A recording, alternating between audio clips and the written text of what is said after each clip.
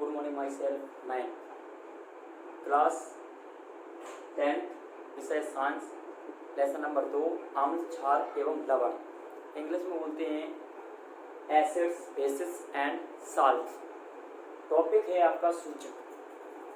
सूचक किसे कहते हैं और सूचक किस चीज़ का पता लगाता है कि किसी भी विलयन में सूचक यह पता लगाता है कि इस विलयन में किसकी उपस्थिति है। या तो उस विलयन में आपकी अम्ल की उपस्थिति होगी या तो क्षार की उपस्थिति होती है, यह सूचक कहलाता है। आपको सूचक किसी दिए गए विलयन में अम्ल या क्षार की उपस्थिति दर्शाते हैं। जितने भी आपके सूचक होते हैं वे सिर्फ अम्ल या क्षार की उपस्थिति को दर्शाते हैं, सूचक कहलाते हैं। सूचक आपके 3 प्रकार के होते हैं। सूचक होते हैं वो 3 प्रकार के होते हैं। पहला होता है आपका प्राकृतिक सूचक, दूसरा होता है कृत्रिम सूचक, उसी का दूसरा नाम होता है संश्लेषित सूचक, तीसरा होता है गंधीय सूचक। और इसको हम क्रम से एक एक करके पढ़ेंगे। पहले किसके बारे में पढ़ेंगे? प्राकृतिक सूचक के बारे में पढ़ेंगे, फिर उसके कृत्रिम सूचक के बारे में पढ़ेंगे, फिर किसके बारे में पढ़ेंगे? आपके गंधीय सूचक के बारे में पढ़ेंगे।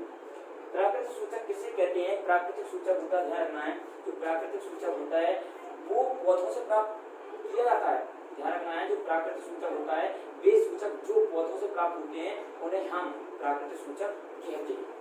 जैसे आपने देखा है जो आपका लिटमस पेपर होता है, जो आपका लिटमस पेपर होता है, अगर हम बात करें हमारे पास नीला लिटमस पेपर है, उसको हमने अम्ल में डाला तो हालकल वो लिटमस पेपर कैसा हो जाएगा? लाल हो जाएगा। किसमें परिवर्तित हो जाएगा?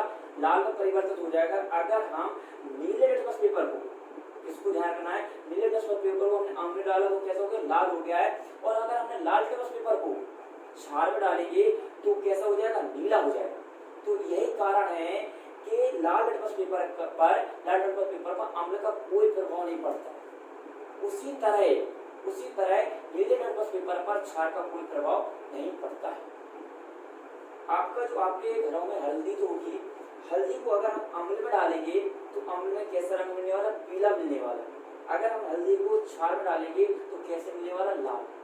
आपने कई बार देखा होगा कि जब आपके कपड़ों में हल्दी लग जाती है तो हम उस पर साबुन से धोते हैं या डिटर्जेंट कुछ से धोते हैं, तो धोने के बाद वो कपड़े पर कैसा दिखने लगता है?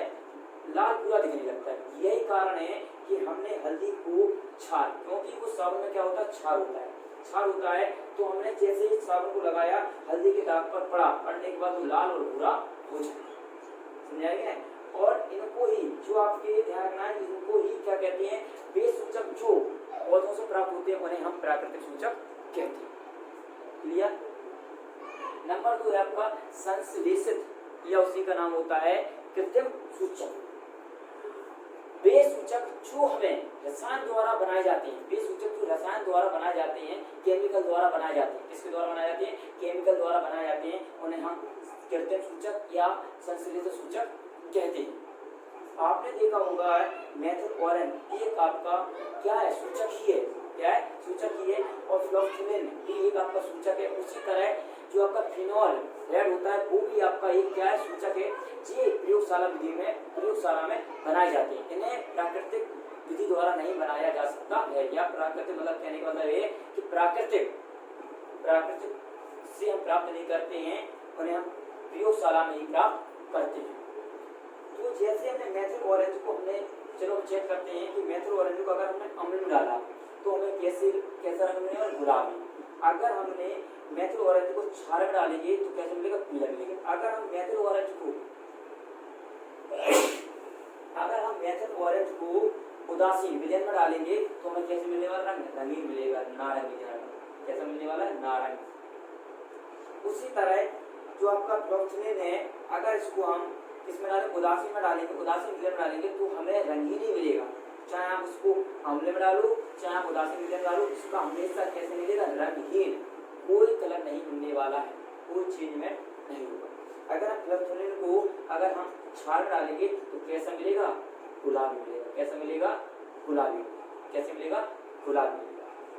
नंबर 3 है आपका गंधीय सूचक। जिन पदार्थों की गंध अम्लीय या क्षारक माध्यम में बदल जाए, क्या रखना है, जिन पदार्थों की गंध या तो अम्लीय माध्यम में या क्षारीय माध्यम में बदल जाए उन्हें हम कहते हैं गंधीय सूचक कहते हैं। उन्हें क्या कहते हैं, गंधीय सूचक कहते हैं। आपने अम्ल और क्षार तो जानते हो, अम्ल जैसे आपने देखा होगा H2SO4, इसका नाम होता है सल्फ्यूरिक अम्ल, HCl हाइड्रोक्लोरिक अम्ल, HNO3 नाइट्रिक अम्ल, CH3COOH जो होता है आपका एसिटिक अम्ल। और जो आपके क्षार देखे, क्षार आपने देखे क्षारक कौन होते हैं, KOH potassium hydroxide, NaOH sodium hydroxide, NH4OH ammonium hydroxide, और आपने देखा होगा ZnOH का होल ट्वाइस, जी आपका ये भी देखा होगा आपका क्या है, ये आपका जिंक हाइड्रोक्साइड। जी आपके क्षार होते हैं और जबकि जी क्या होते हैं, अम्ल होते हैं। जी क्या होते हैं, अम्ल होते हैं, और जबकि जी क्या होते हैं आपके क्षार। तो मैंने आपने प्याज का रस तो सबके घर में होता है। प्याज के रस को निचोड़ के बाद हमने क्या किया, कपड़ा लिया, कपड़े में भिगो लिया। भिगोने के बाद हमने अम्ल जी आपकी, इनमें कोई भी अम्ल ले सकते हो, और उस कपड़े को अम्ल में डालेंगे तो तीक्ष्ण गंध मतलब इसकी गंध जाने वाली नहीं। जैसी गंध पहले प्याज के रस की आती है उसी तरह ही रहेगी, इसकी गंध नहीं जाएगी। और हमने उसी कपड़े को अगर हम क्षार में डाला, इनमें डाला KOH में या NaOH में या NH4OH में डालें या आपका ZnOH का होल ट्वाइस, इसका नाम होता है जिंक हाइड्रोक्साइड में डालेंगे तो कोई गंध नहीं आएगी, कोई भी गंध नहीं आएगी। जो आपका वेनिला होता है, वेनिला की जो गंध आती है वो कैसी आती है, सुहानी। कैसी आती है, सुहानी, ध्यान रखना है। तो वेनिला की गंध कैसी आती है, सुहानी आती है। और अगर हम उसको अम्ल में डालेंगे, जी अम्ल लिखिए हैं, इनको डालेंगे तो समान, जैसे वेनिला की सुहानी गंध आती थी वैसी ही आएगी। और क्षार डालेंगे तो कोई गंध नहीं आएगी, कोई गंध नहीं आती। लौंग का जो तेल होता है उसको हम इसमें डालेंगे, अम्ल में डालेंगे, अम्ल में डालने पर कैसे समान, जैसे पहले ही लौंग के तेल की जो गंध आती थी वैसी ही रहेगी, कोई चेंज नहीं होगी। और आपको क्षार में डालेंगे तो कोई गंध नहीं आएगी। जैसे हमने उसको लौंग के तेल को कोई कपड़े में भिगोकर हमने देखा कि क्षार डालकर कोई गंध आ रही है, तो मैंने देखा कोई गंध नहीं आती। अगला है आपका सार्वत्रिक सूचक, जो बहुत इंपॉर्टेंट है। ये कई बार आपकी परीक्षा में पूछा गया है कि सार्वत्रिक सूचक किसे कहते हैं।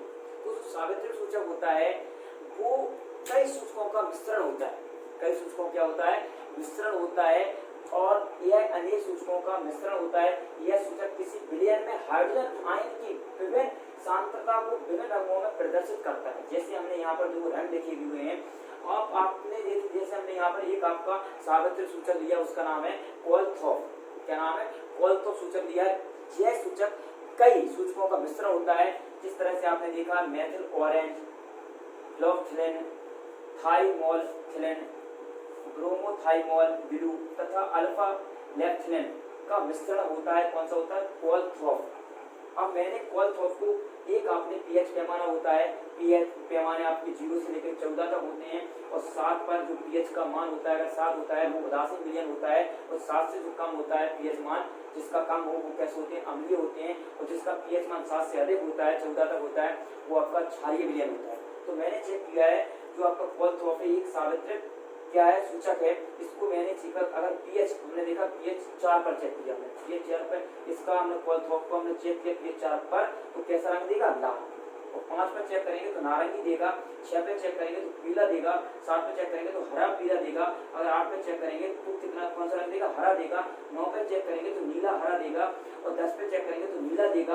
11 पे चेक करेंगे तो हल्का गुलाबी देगा। और 12 पे चेक करेंगे तो गुलाबी देगा। 13 पे चेक किया तो बैंगनी देगा। और 14 पे चेक किया तो गहरा बैंगनी देगा। इस तरह से जो आपका सार्वत्रिक सूचक है उसका नाम है कोलथॉफ। इसको हम क्रमबद्ध हमने चेक किया कि पीएच, अगर हमने पीएच 4 पर चेक किया तो कैसा रंग दिया, लाल दिया। अगर हमने पीएच 12 पर चेक किया तो कैसा दिया, गुलाबी दिया। अगर हमने पीएच 9 पर चेक किया तो कैसा, नीला हरा दिया। तो इस तरह से हम चेक कर सकते हैं। और हमने कहा है जो आपका सार्वत्रिक सूचक होता है वो क्या होता है, कई सूचकों से मिलकर बना होता है, अनेक सूचकों से मिलकर बना होता है, इसलिए उसे बोला गया सार्वत्रिक सूचक। सार्वत्रिक सूचक। इस तरह से मैंने कहा है कि सूचक किसे कहते हैं, सूचक कितने प्रकार के होते हैं, और सूचक मुझे किस चीज के बारे में पता लगाते हैं, पता करते हैं कि आपका ध्यान रखना, जो सूचक होते हैं वो इतने ही किसी विलयन में अम्लीय या क्षारक का ही पता करते हैं और किसी चीज का पता नहीं करते हैं।